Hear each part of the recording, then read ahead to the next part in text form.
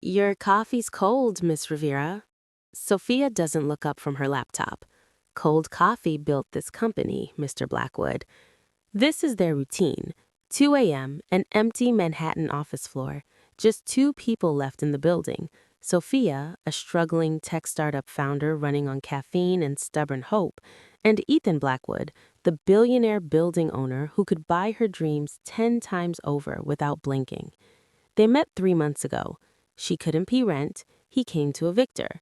But then he saw her pitch deck, saw the fire in her eyes, and something shifted. He gave her 3 months. Prove me wrong about you, he'd said. Now, night after night, he finds excuses to stop by, checking the heating, reviewing security, always ending at her door with 2 coffees. You know, Ethan says, leaning against the doorframe, most people go home at 5 p.m. Most people aren't trying to disrupt a billion-dollar industry with $30,000 in the bank. He smiles, that sharp, dangerous smile that earned him the title Manhattan's most ruthless CEO. But when he looks at her, his eyes soften. I have a proposition. Sophia finally looks up. If this is about the rent, marry me.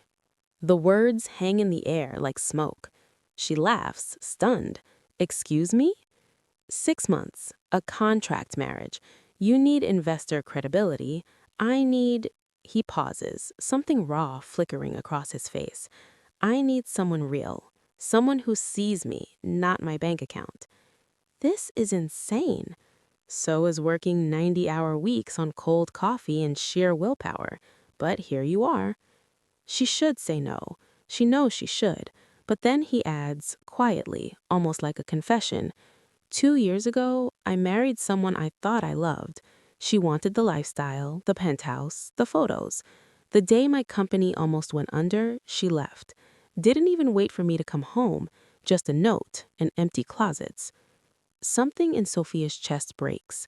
Beneath the tailored suit is a man who's been used and discarded. One condition, she says softly.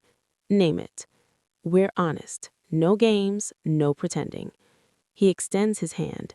Deal. What began as a transaction turns into something neither of them expects. Morning coffee runs where they actually talk, late-night dinners in the office where he listens to her ideas like they matter more than his board meetings. The way he loosens his tie and laughs, really laughs, at her terrible jokes. Then comes the charity gala. She wears a simple black dress, nothing flashy, nothing designed to impress. But when Ethan sees her, he looks at her like she's the only thing in the room. You're staring, she whispers as they dance. I'm realizing something terrifying. What? This isn't fake anymore, not for me. Her breath catches. I know we said no strings, he continues, voice rough, but you've become the best part of my day. When you get excited about code, when you argue with investors, when you fall asleep on your keyboard and I carry you to the couch. Sophia, I'm in love with you. Tears fill her eyes. Our contract ends in 2 weeks. Screw the contract, he says. I'll tear it up right now. I don't want 6 months. I want you forever. I pitched to investors today, she says. His face tightens. And?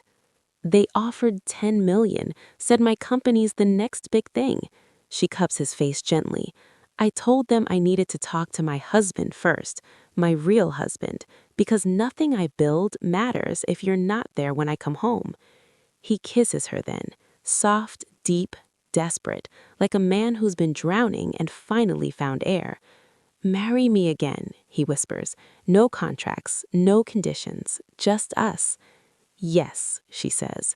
1,000 yes. 6 months later, Sophia stands at NASDAQ, ringing the bell as her company goes public. Backstage, Ethan watches her, eyes shining. When she turns, he mouths 3 words, so damn proud. That night in their penthouse, their home, she finds him on the balcony staring at the city lights. What are you thinking? She asks, wrapping her arms around him. That the best deal I ever made was the one where I got to keep you. She smiles against his shoulder. Same, Mr. Blackwood, same.